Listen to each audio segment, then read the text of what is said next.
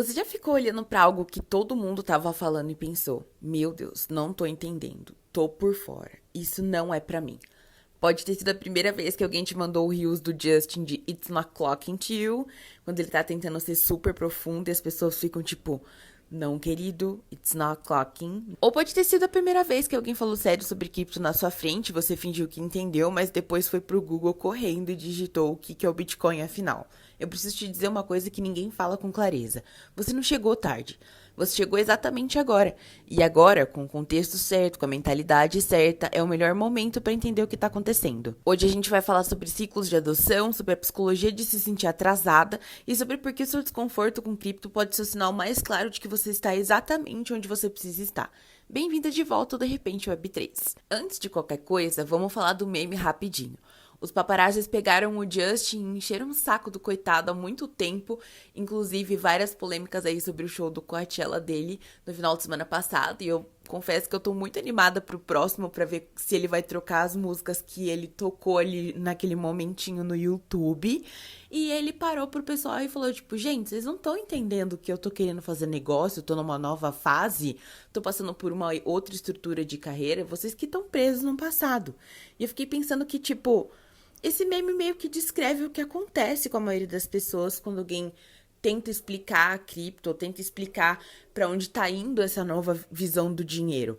A mensagem sai, blockchain, descentralização, revolução financeira, Web3 vai mudar tudo, e do outro lado, nada clocking. Mas aqui que tá o que me interessa. Por quê? Por que uma tecnologia que existe há mais de 15 anos, que tem trilhões de dólares em valor circulando, que tem empresas Fortune 500 investindo, por que ainda não tá clocking para tanta gente?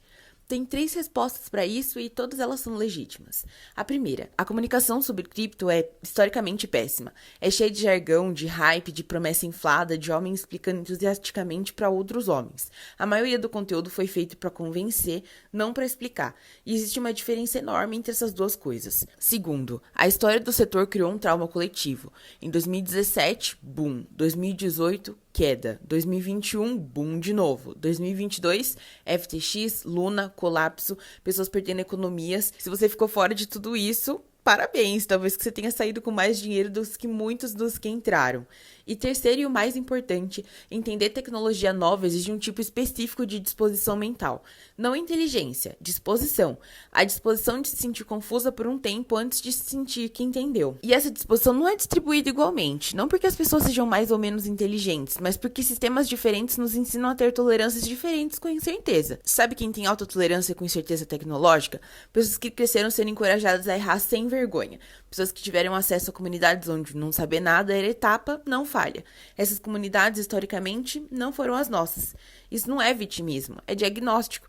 E diagnóstico é sempre o primeiro passo. Você não está por fora do cripto por falta de capacidade. Você pode estar por fora por falta de contexto. E contexto é exatamente o que a gente vai construir hoje. Deixa eu te apresentar um conceito que vai mudar como você vê cripto e tecnologia no geral, que se chama curva de adoção. Foi descrito originalmente pelo sociólogo Everett Rogers nos anos 60 e ela descreve como qualquer inovação se espalha numa sociedade. Não vou ficar descrevendo o gráfico, acho que seria péssimo, mas vou te contar uma história que é a que ele conta. Toda tecnologia nova começa com um grupo pequeno de pessoas obcecadas, os inovadores. 2 a 3% da população. São os que ficam acordados de madrugada lendo white papers, os que entendem a tecnologia em nível técnico profundo, os que estão lá antes de qualquer produto funcionar direito. Depois, vem os early adopters, talvez 13%. Não são técnicos necessariamente, mas são visionários. Eles veem o potencial antes da maioria e estão dispostos a tolerar fricção para ter acesso antecipado.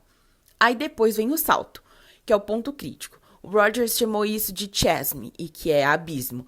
É o espaço entre os early adopters e a maioria.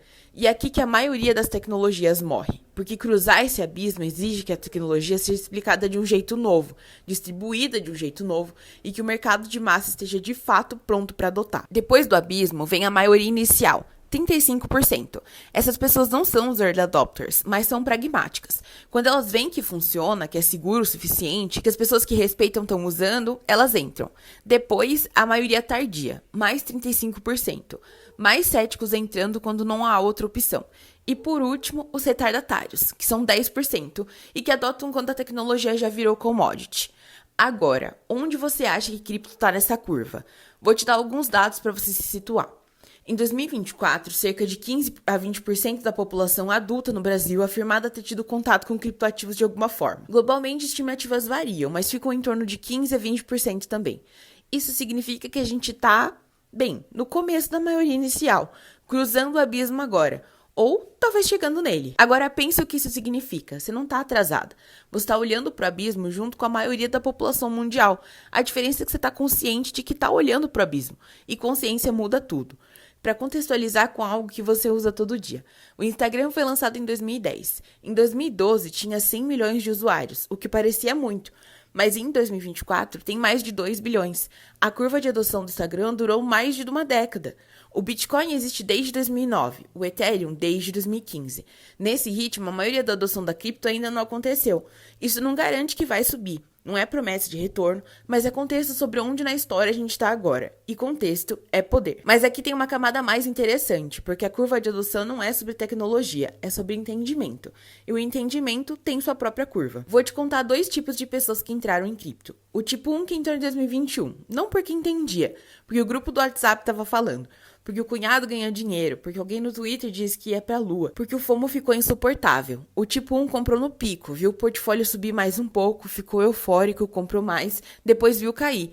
Não vendeu porque dizem que é pra segurar. Viu cair mais, entrou em negação. Viu cair mais, entrou em pânico e vendeu no fundo. Isso tem nome técnico, buy high, sell low. É o oposto do que se pretende fazer. E aconteceu com uma quantidade absurda de pessoas em 2021 e 2022. Aí a gente tem o tipo 2, que também entrou, mas de um jeito diferente. Passou 6 meses lendo antes de comprar qualquer coisa. O tipo 2 entendia, pelo menos em linhas gerais, o que estava comprando e por quê. Tinha uma tese, mesmo que simples, de acredito que essa tecnologia vai ser relevante nos próximos 10 anos, então estou disposto a manter por 10 anos. O tipo 2 também viu o portfólio cair em 2022, mas não entrou em pânico, porque quando você entende o que tem, a volatilidade é contexto, não catástrofe. A diferença entre os dois não é a inteligência, não é a sorte, é a mentalidade de entrada. O tipo 1 entrou por ansiedade, FOMO, pressão social, medo de perder algo sem nem saber o que era. E o tipo 2 entrou por entendimento, mesmo entendimento parcial, mesmo entendimento imperfeito, mais entendimento. E o que eu quero que você leve disso é simples.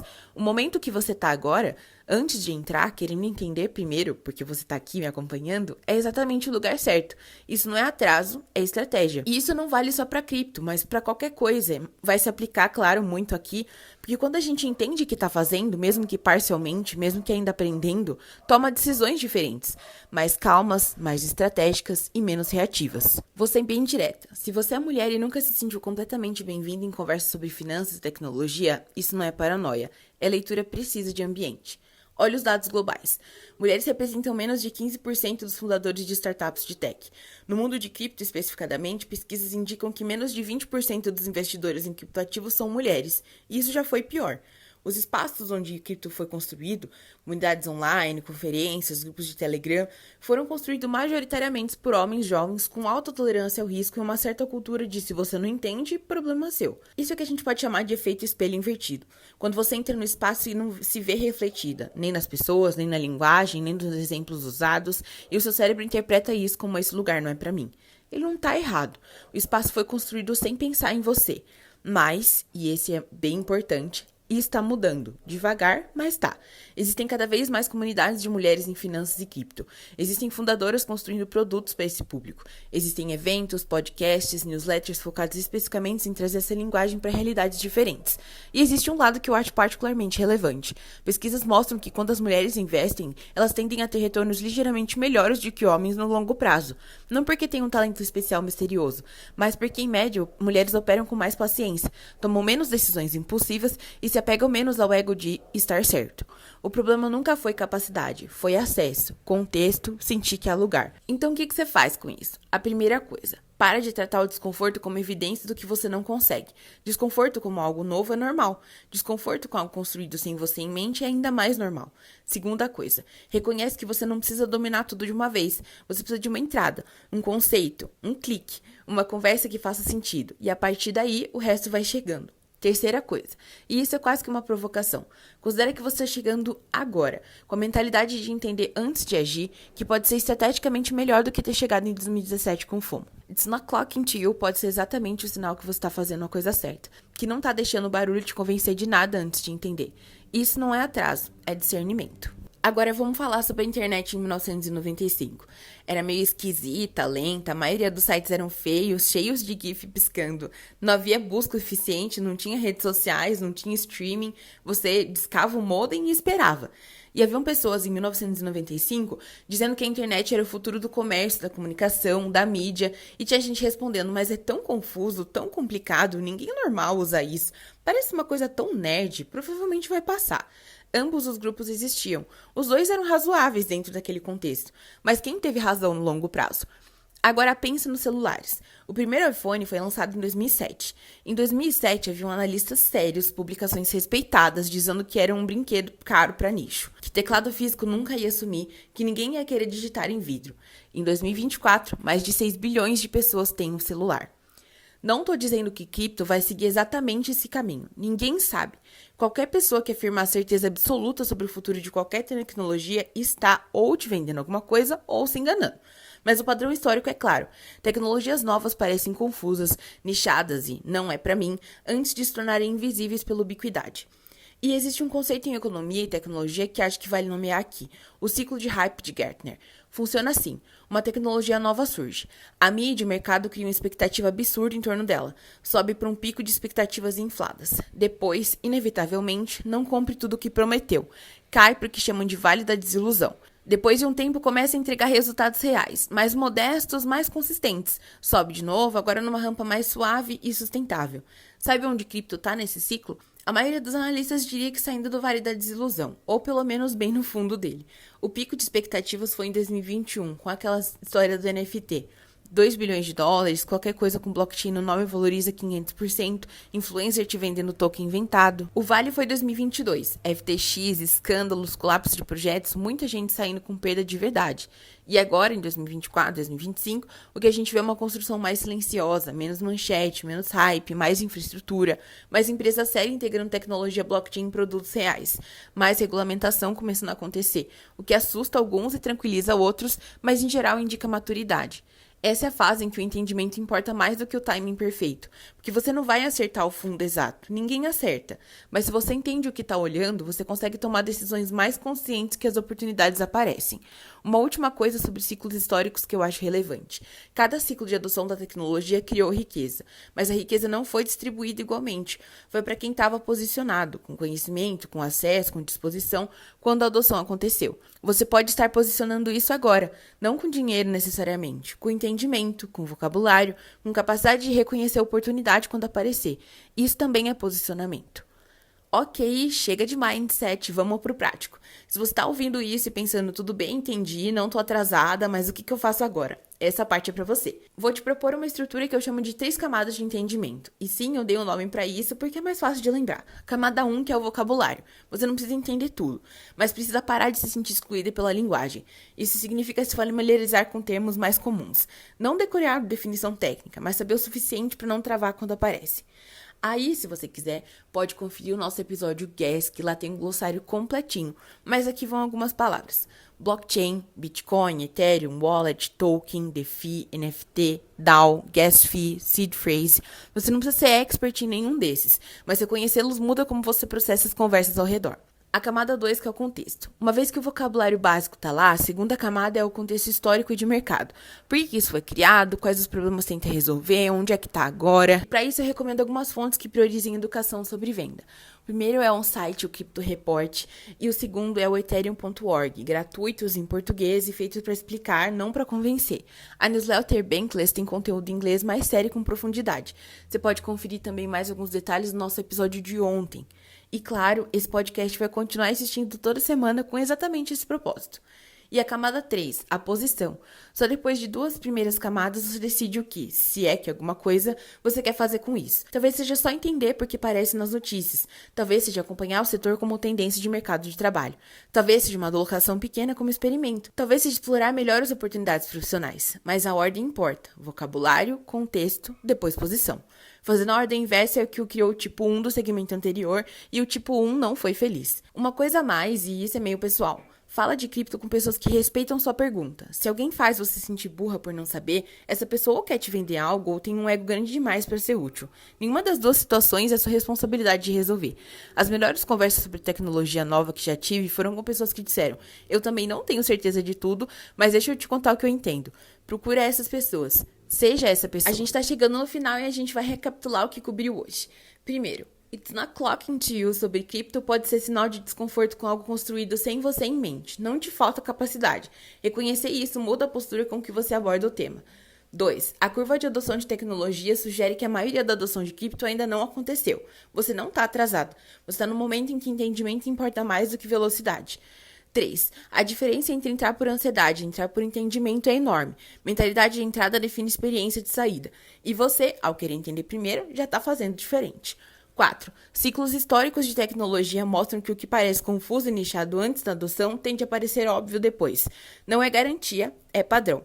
5. As 3 camadas. Vocabulário, contexto, posição são a sequência certa, não a mais rápida, a mais sustentável. Agora o que eu quero que você faça hoje, e de novo, só uma coisa, porque uma coisa que você faz é melhor do que 10 que você não faz. Pega um dos 10 termos que eu listei agora há pouco e busca uma explicação mais profunda sobre eles. Um só, o que mais te intrigou, o que você menos entendeu, o que você quer saber mais. Fica 10 minutinhos. 10 minutos, um termo, é o começo da camada 1. Se você gostou desse episódio, eu espero que tenha gostado. Compartilha com uma amiga que também fica de fora das conversas de cripto e finge que entendeu. Ela vai agradecer, ou vai finalmente admitir que nunca entendeu. As duas coisas são boas. Avalie a gente aqui no Spotify ou deixa um like se estiver ouvindo pelo YouTube. Um beijo e até amanhã. Disclaimer: as informações compartilhadas aqui têm caráter educativo e não constituem aconselhamento financeiro ou de investimento. Decisões financeiras devem ser tomadas com base em pesquisa própria e, quando pertinente, com orientação de profissionais habilitados.